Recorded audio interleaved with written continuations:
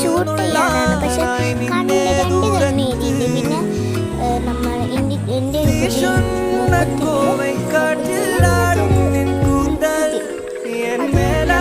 പൊക്കിലിട്ട് അത് കഴിഞ്ഞിട്ട്